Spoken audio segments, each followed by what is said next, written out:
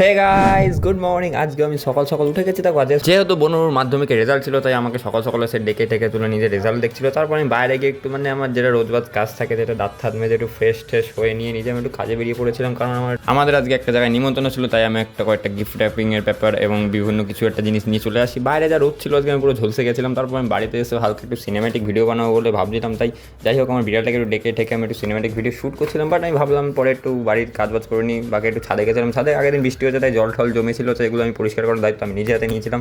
ঠিক আছে, বাবা মার সাথে কাজ করছি। তারপর আমি কাজ টাজ করার পর একটু স্নান টান করে রেডি সেডি হয়ে বেরিয়ে পড়ি। দেখো আমাকে একটু হিরোর মতোই লাগছে আশা করছি। তারপর আমরা সবাই মিলে বেরিয়ে যাই নিমন্ত্রণ বাড়ির উদ্দেশ্যে। সেখানে গিয়ে ফার্স্টে আমরা একটু ডাল ভাত, হ্যাঁ ডাল ভাতই ছিল, ডাল ভাত, তারপর একটু পনির আর কীটা বানিয়েছিল নাম জানি না, ওইসব খেয়ে দিয়ে বাড়ির দিকে রওনা দিই। বাড়ি আসার সময় আমি একটু নিজেকে আবার দেখছিলাম, কারণ আমি নিজেকে কেন অবসেট হয়ে গেছি। তারপর আমি সন্ধ্যাবেলা আমি আর তনুজায় বেরিয়ে পড়ি।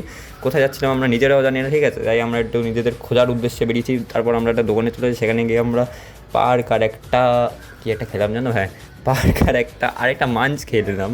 তারপর খেয়ে দিয়ে আমরা সোজা বাড়ি চলে আসি। আজকের ভিডিওটা এখানে ভালো লাগলে লাইক শেয়ার অবশ্যই করবে। পরের দিন দেখা হচ্ছে, টাটা।